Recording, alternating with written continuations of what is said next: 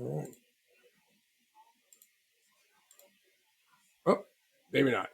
No, we're Maybe I don't. recording. No, I know. No, maybe not. Maybe our thing went away. That's okay. We'll just start and then I'll add the music later. Great. Um, perfect.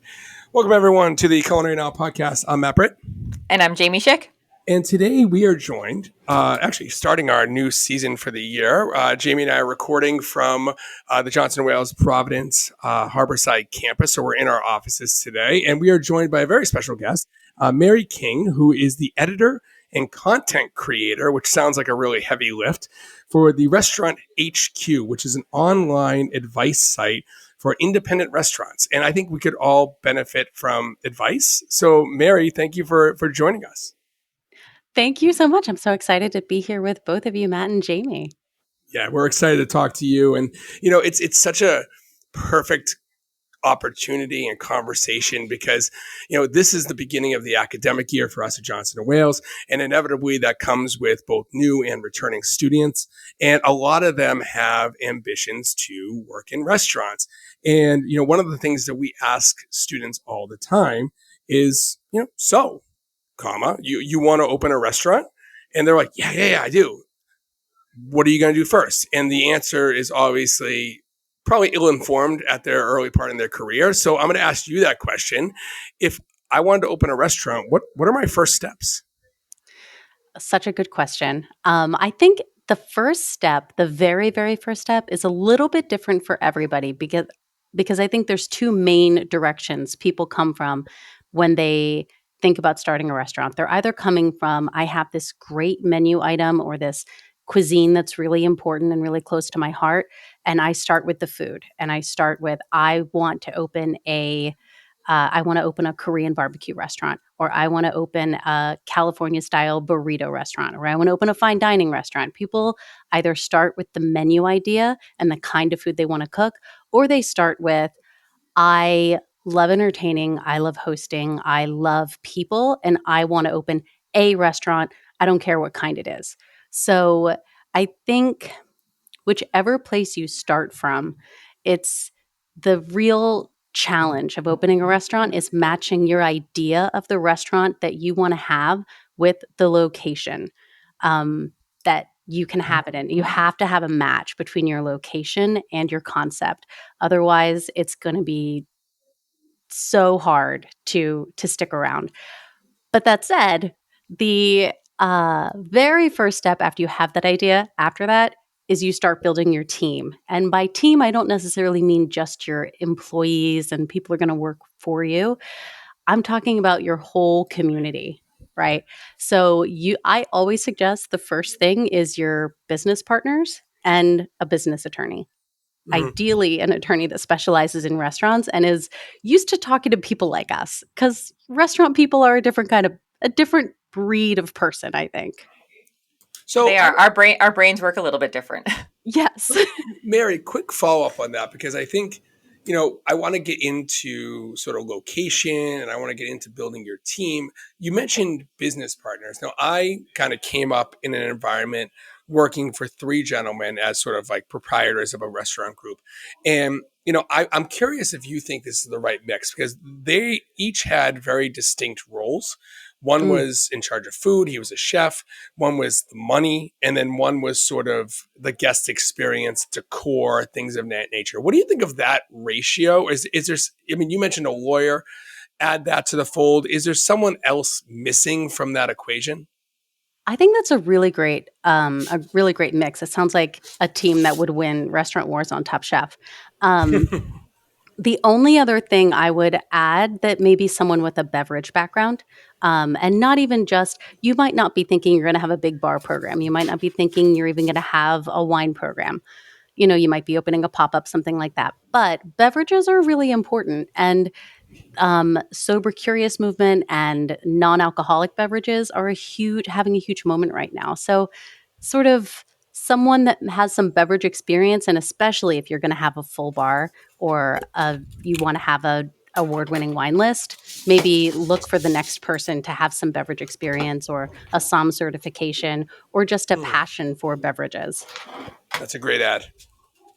So I want to switch into how important the name of your restaurant is, because I know a lot of times as you said, our students, they are really excited about opening something, or someone's really passionate, but then it comes down to the name. So like, do you go like cheeky and fun, like with a pun, or do you go straightforward, or do you use a made up word? Like, how important is the name of your restaurant when you're putting it all together? That's such a good question. The name is, I think, one of the more fun aspects of opening a restaurant, but it can also be really frustrating because you can hit a wall really quickly and everything can start to sound crazy and ridiculous. I think the name is very important. I think it's, Matt mentioned something when we were preparing for this episode that in the 90s, I'll let you say it. No, listen. I share your frustration because I work with students that have to create names for their student concepts, and the amount of time wasted arguing about the name of the friggin' restaurant that doesn't even exist in real life is scary. But no, what I said to you in our sort of chat leading up to this is like, I remember in the 90s, like, you could just like insert adjective before animal name, and you would have like the furry cat, and it was like a very trendy thing to do. And I think we kind of went away from that a little bit. It's not as predictable, but there are Mhm. definitely probably things that you should do. Like, what are some of those?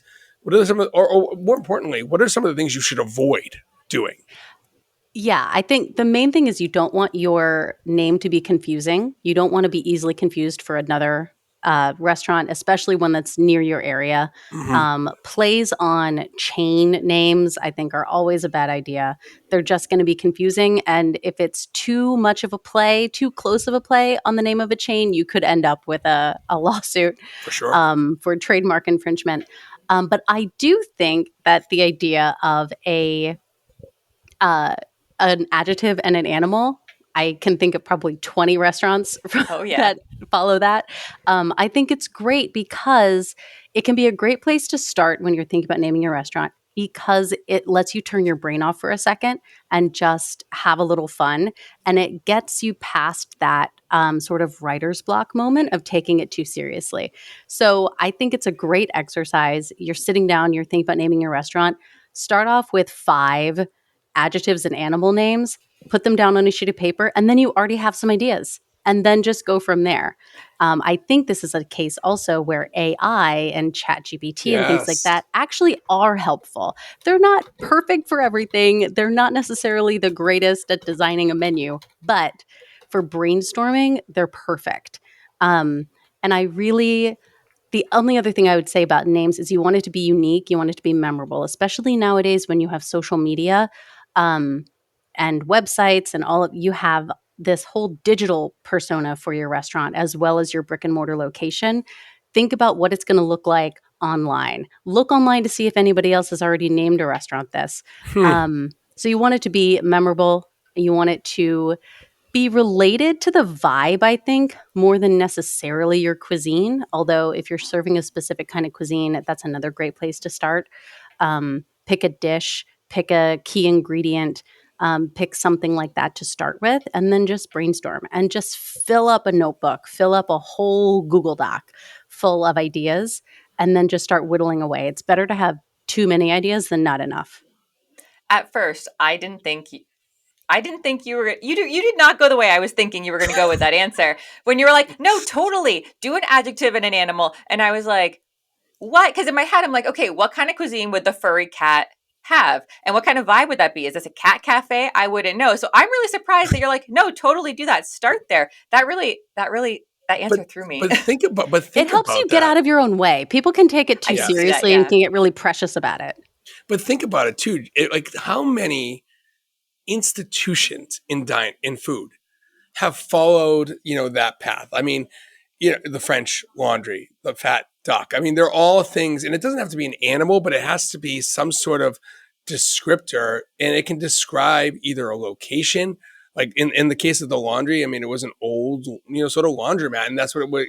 They were kind of like triggering nostalgia and historical components and bringing that back to life.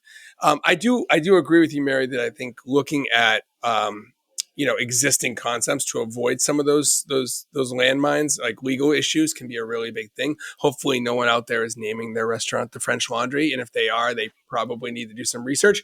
But let's go back to building your team a little bit. I mean, you talk about, okay, start with business partners, but okay, you have a good crew. What comes Mhm. next? Is it hiring? Is it building sort of connections within the community to see if your theme is viable? Like, where's step two? Well, step 2 is matching your concept to your location. So step 2 is if you started with your menu, you started with your food, then you're looking for the ideal neighborhood, the ideal zip code, maybe even the ideal intersection Hmm. where this concept is going to fit. And then you start looking for real estate around there, places you can rent. Um, Ideally, places that have already been a restaurant, so you don't have to spend so much money on renovations. Good tip. If you started from the other end and you can look at a lot more locations, but you're going to be a little bit more limited in what your concept can eventually be. The whole um, the main challenge is matching up what you want to serve and what you want to make money serving and money making with a clientele nearby that's interested in that. So the next step is really refining your concept and looking for a location kind of simultaneously. And you're probably still just with your key uh, business partners, maybe investors, or maybe just some creative friends that you're bouncing ideas off of. You're still just sort of in your little club there. And the reason it's so important to get, I think, an attorney early is because when you do find a location, you want to move quickly and you want to have an attorney already who can help you negotiate that lease. So and that's an important take, because I think opening a restaurant, anyone who's done it, there's a lot of scary money conversations that have to happen, and attorneys, are not inexpensive, and it can be really difficult to prioritize that over, say, buying, equipment, which I think all chefs really, enjoy doing, because, assuming you are buying new equipment, you're lucky enough to do that. That's a really great experience. You mentioned location, though, and as the phrase goes, it's location, location, location. Ideally, the great locations are also the most expensive, but we benefit in today's age, where I guess the mandate or the requirement to be brick and mortar, Mm. the entry fee to opening a restaurant, I feel, is more accessible now than it ever has been in the sort of development of ghost kitchens and third party delivery apps. And how important is it, sort of in the big picture, for your location to actually be a spot on a map where people can walk through the door? Yeah, I think I could not agree with you more. I don't think it's as important as it was, even 5 years ago. I think when you look at data coming out from Yelp, for example, there's been a 155% increase year over year in pop-ups mentioned on that platform. We're seeing a lot of smaller, more niche, food and beverage businesses open. A lot of suites are trending. We're seeing beyond just ice cream shops and bakeries, you're seeing like Swedish sweet shops and really niche dessert and sweet offerings, which you can fit in a much smaller location. And if you have a really niche item like that, then you don't have to expend as many resources to start a smaller concept. And that's one of my biggest pieces of advice that I give friends in the industry is what is the smallest you can make this idea? What's the smallest business? Are you maybe starting a pop up, maybe starting a catering business that you can run from a home kitchen? Maybe it's a cottage food business. Maybe I have tons of friends. I live in Vermont now, so I have so many friends that make goat cheese and friends that run bakeries out of their home kitchen. So I also have friends who own restaurants and food trucks and all of that too. But you see a lot more room for smaller businesses because the platforms have made it so much more accessible to get your food into the hands of customers. I'm really excited about, and this is kind of a niche topic, but the micro enterprise home kitchen movement that we're seeing a lot on the West Coast. And I think California is one of the only states that it's supported in now, but it's really exciting where some home kitchens are able to get licensed to run basically a home-based restaurant. And I think that's really exciting, and I'm excited to see that expand a little bit more across the country. Is that an expansion of like cottage like food industries? Is it kind of just like the next step in that direction? It is, yeah, it's the next step in that direction, but it has a lot more regulation affiliated with it because, in cottage foods, you can only really serve shelf-stable foods. In a Miko, micro enterprise home kitchen, you can serve full meals. They're cooked to order, but they have to be cooked that day and served that day. You can't store a lot of things. You still have some limitations on the kinds of foods you're able to make. And there are some limitations on how much you're able to earn and how many customers you're able to serve every day. Um, but it's a really interesting concept, and I'm watching closely. That actually sounds really exciting. It sounds like it does make preparing food, getting your food out there so much more accessible. So I'm also kind of excited about that. This, so this kind of goes back to talking about location. And I was thinking, you're talking about like bakeries, and I'm like, ooh, okay, I can get on board with ice cream shops and bakeries because this is like my content. But let's say you find a location that's affordable for you and it happens to be somewhere that you're not familiar with. Maybe it's in another state, or maybe you're in the burbs and it's in the city, or vice versa. So if you're doing something like that and we want to build our community and our network, but we don't know anyone in the area, where can we start to do this? Because we know how important community and networking is in this industry, especially when you're getting started. But what if you're new to the area? What can we do? I think that's such a great question. I always start with the idea that other food businesses are not your competition, they're your community. Um, and so when I'm learning a new market, I always start with the food businesses, especially if I have an idea of the sort of neighborhood where I want the business to be. Then I would go in, I'd have lunch or I'd buy coffee. I would drop into these locations, and everyone knows the sort of high business times in a restaurant. So you go in it slow, you introduce yourself, you let owners know, like, hey, or managers, like, hey, I'm looking at opening a bakery in this neighborhood. Like, do you think, what's your reaction to that? And, you're going to get a pretty honest answer. They'll either be very excited to have another business in the neighborhood, or they'll say, it's not really, I don't know if it could sustain a bakery. But you know what? When you start a conversation in a new community, that's just the first conversation. They're usually going to introduce you to somebody else. It's just the start of the journey, and you're going to find more people along the way. So that's really interesting because I think I like the idea of getting an honest answer. And I think that, like, we always assume that there might be this sort of competitive edge and someone's going to give you sort of a misleading response. But I think that, Yeah. one thing that, I've learned in my time in restaurants, and Jamie and Mary, you might agree with this, is that it's a small world and chefs love chefs. Like, I think that we want everyone to be successful. And if you do things well and you run a good business and you do it in an ethical way, you're going to do it in a way that is not necessarily undercutting the competition, but rather creating a really robust, food community.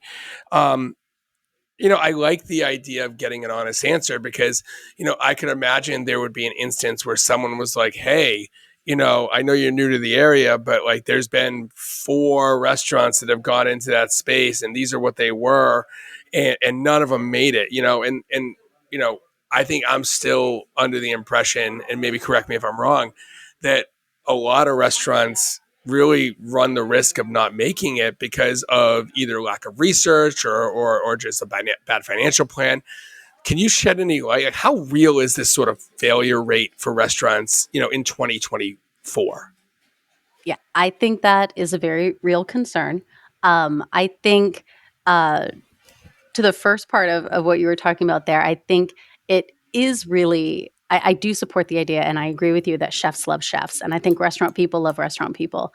I have so rarely encountered another restaurant industry owner, manager, or chef who was not so excited to meet another restaurant owner, manager, or chef. Um, that I think that is a really valid place to start. And I think people, that sort of cutthroat idea happens mostly in movies and TV shows, because you need to create drama there. But I think the restaurant industry, the drama comes from many other sources. Rather, like the drama you're going to encounter is not from other restaurant people for the most part. Yeah, there's plenty of drama already in a restaurant. You don't need to Yeah. create it. Yeah. So to the other part about restaurant failure rate, that is you hear these huge numbers get thrown around and it sounds very scary. I think the number I hear often is that 90% of restaurants fail in the first year. And the research indicates that's not true. Um, it changes a little bit based on where you look. There was a study done recently from, I think it was Ohio State University, and National Restaurant Association data backs this up too, that found a 60% failure rate in the first year and about an 80% failure rate when you look at 5 years. So 20% of restaurants they found survive 5 years. And 40% of restaurants make it for the first year. But there's another study, one that I find really interesting, that was done by the US Bureau of Labor Statistics. And this was a longitudinal study over 20 years. Now, this was pre COVID. So I think they ended their longitudinal study in like 2014, 2015. But their figures found that the failure rate was a lot closer to um, only 17% of restaurants in their 20-year study. Only 17% of restaurants failed in the first year, which is a much more encouraging number. Um, so the failure rate in the first year is somewhere between 20 and 60%. But I think ultimately, in my experience too, and that's just anecdotally, more restaurants survive the first year than fail from what I have seen in my career. And I would be surprised if your experience doesn't back that up too. More of the restaurants that I know open make it past the first year, which is why this 90% figure has always felt really odd to me, but it does make headlines.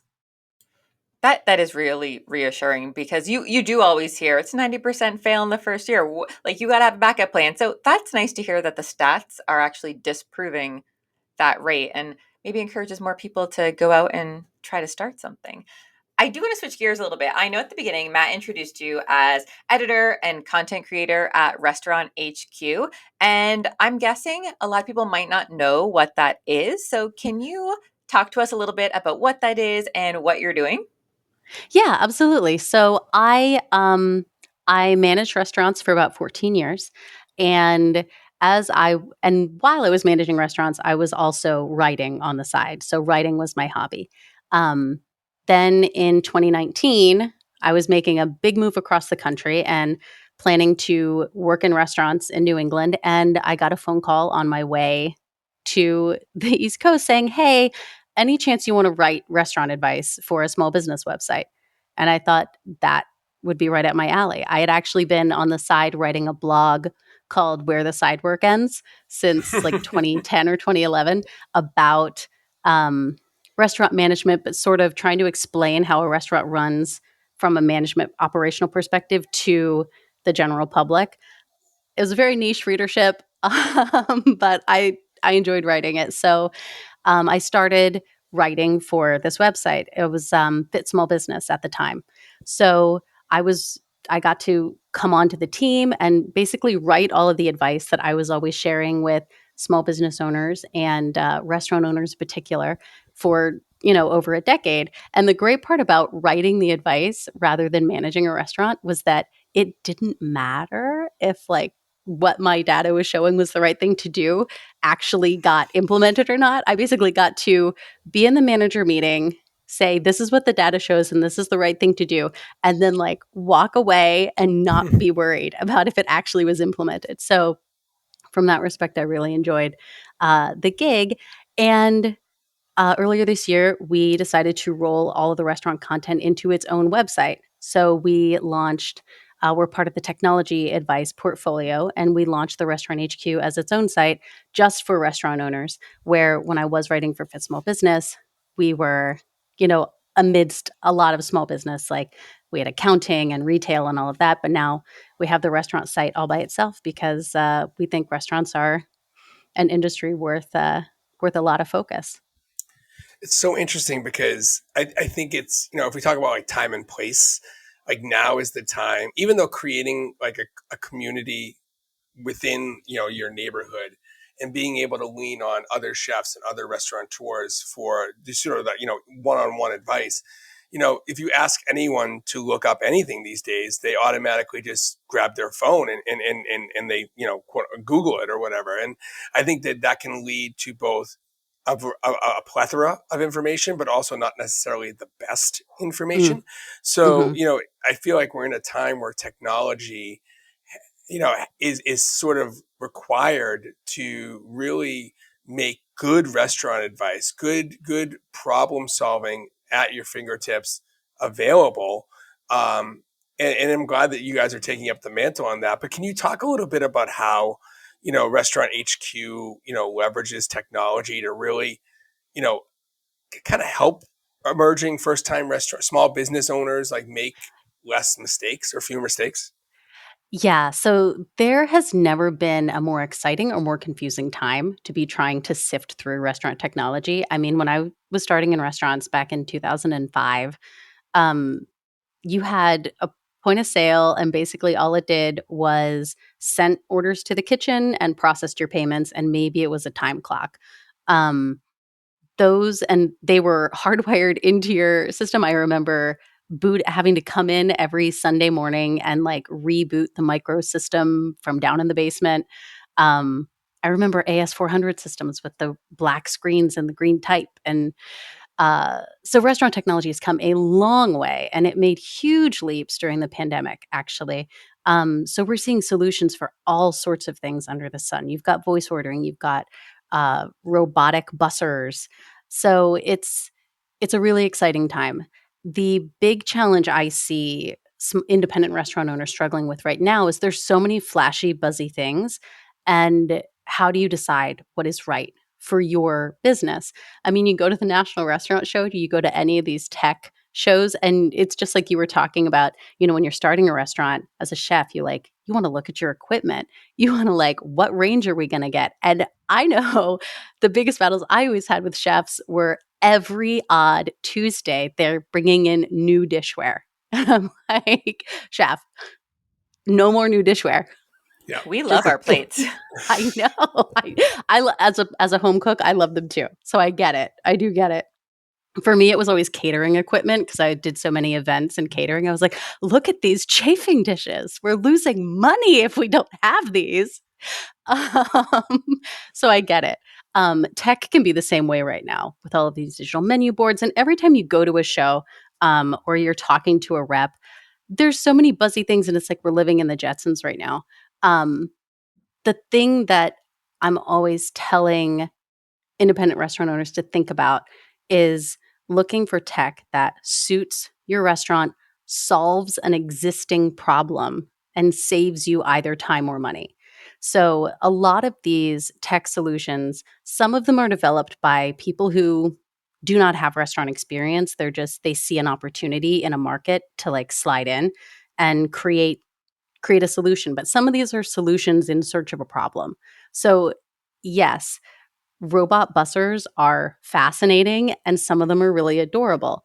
If you're in a fine dining restaurant, that does not suit your concept, and it doesn't really solve a problem for you either. So it's important, I think, to balance all of those things. It suits your concept, it solves an existing problem, not one that someone is telling you might be a problem for you down the line, but something you're already experiencing and that saves you either time or money.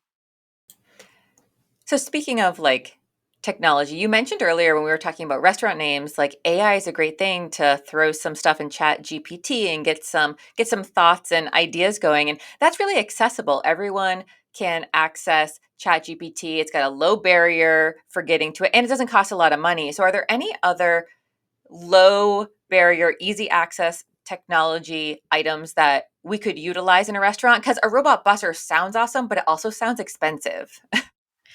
Yeah, the ones I've seen are between like 20 and $30,000. And I'm sure Yeah, somebody that has sounds a pricey. yeah, That's I'm sure like that's like an somebody actual has a busser's lease. Yeah, salary. That's a lot of yes. it's a lot of plates. You can just buy Yeah, plates. it's a lot of plates, and that's exactly what the chef would say. Like, "Listen, Give me half of that and let me get on my plates. Um, but yeah, so it's got to save you time or money. I think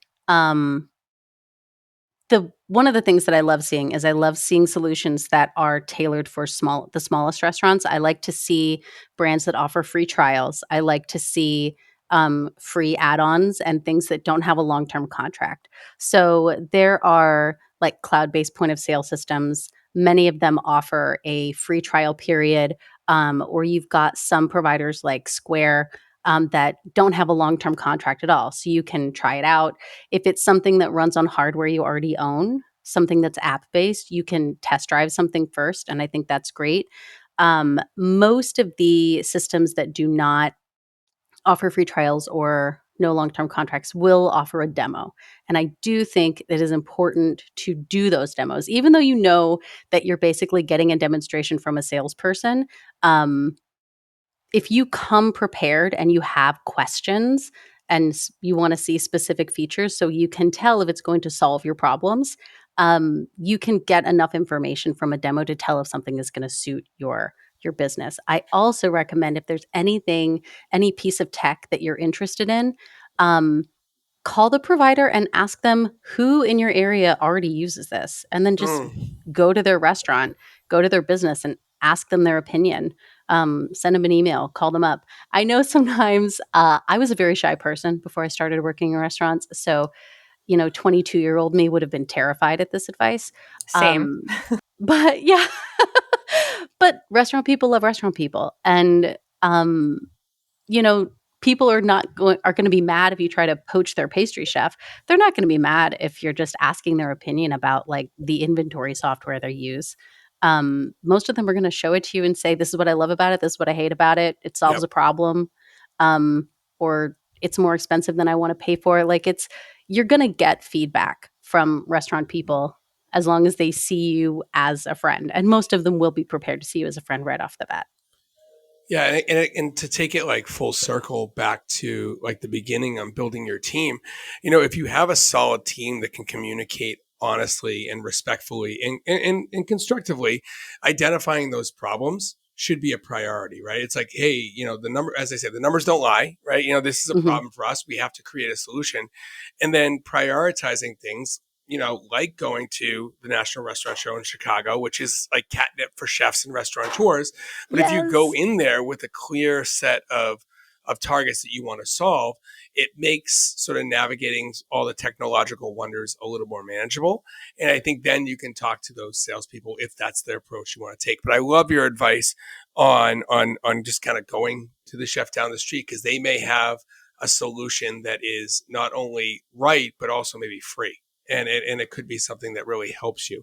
Um, we talk a little bit about location to kind of round us out here, because I think you've given us great advice. By the way, you're in the perfect job of giving advice. We know you are up in Vermont, in the Burlington area. Where are you in Oh, Vermont? I am in the remotest part. I am in technically the Upper Valley. So I'm closer to Ah, Woodstock than Burlington. ooh, beautiful, beautiful part of the Yeah, world. it's I'm from New lovely. Hampshire, so is Jamie. So we won't give you crap that your state's upside down. But either way, um, No, my husband's from Vermont, so I have to love it. but on the Vermont thing, I think of Vermont, and I kind of have a clear picture as far as like what Vermont cuisine is. But can you like just tell us, like, if you're a true Vermonter, like what, I'm not sure if that's even the right word, but if you live in Vermont, like what is iconic for you food wise? Oh, wow. Uh, so I think anything maple flavored, obviously. When I think of Vermont too, I also think of cheese, like Jasper Hill Farms. One of my favorite things in the world is a wheel of Harbison and a nice, like dry, crisp cider. So that sort of screams Vermont to me. Um, Other things though, the Vermont food scene is so locally driven, and it's full of so much great local produce. Before I came to Vermont, I lived in California for 12 years. And that was another place where, I mean, just the produce you were seeing on a daily basis was so beautiful. And it was so easy for the food to be so beautiful because the ingredients you were working with just came in looking like so shiny and delicious. Um, so, in Vermont, I'm a member of a CSA, so I get this box of beautiful vegetables every week. I've been plowing through tons of corn and tomatoes and looking for ways to use them up. Um, so when I think of Vermont, I think of fresh produce, I think of maple, and I think of cheese and beer. And just snuck And that beer. one in. No, but And beer also. That sounds perfect. that's a great Right? point, though. And I mean, I would echo that because I think Vermont is an example, and there are other examples too. I mean, California and New York. There are parts of like, and I'm not talking necessarily about the city, but I'm talking sort of more central and upstate. There are parts like Vermont does local well, and we're fortunate to work in Rhode Island, and Rhode Island's another place that is just it so celebrates its what it has here, and I just think that that's such an important thing, especially as cuisine evolves to really leverage more and more global ingredients and, being able to access the best from around the world. Sometimes, it's what's in your backyard that can be really, truly transformative. So, kudos to Vermont for doing that. Well, one of my favorite things that I have every time that they're in the area is there's a Korean barbecue pop up, and they make the most delicious dumplings. And my toddler actually is always like, "We have dumplings for dinner," and I'm like checking their Instagram, like, "Are they in the area? Let's get some." So it's like these beautiful local ingredients, and then you have like this lovely Korean family that makes delicious dumplings, and they serve them on a farm. It's like, hello, yes, let's have some. So You know, that screams Vermont to me too. it's so interesting that you mentioned the toddler thing because on a side note, if and maybe this is you as well, but like if you ever meet parents that are not in the restaurant industry and have kids, like they're always talking about how dinner is so difficult. But every chef or restaurant person that I know is just like, yeah, my kids eat everything. Like, assuming allergies are off the table, they were just like, yeah, that's horrible. It's definitely the worst time ever. Like, and then like your kids like, where are we going tonight? We're going for sushi, and they're like, yes. Like it definitely makes you like. It might be one of my favorite parts as a parent is the fact that like my kids, like my daughter will eat anchovies out of a can, and it makes me like cry tears of joy. I'm like, you're awesome. Hashtag restaurant baby. Yeah, hashtag restaurant baby. Oh my goodness. This has been so fun. We are going to wrap up, but before we let you go, Mary, one quick fun question. What is the best thing you have eaten lately? Oh my gosh, lately. Okay, well, definitely Sansong Kitchen dumplings. And I have a friend with a food truck out here. He makes what he calls a Cali burrito, and it's this delicious carne asada with avocado and guacamole and French fries inside the burrito. Ooh.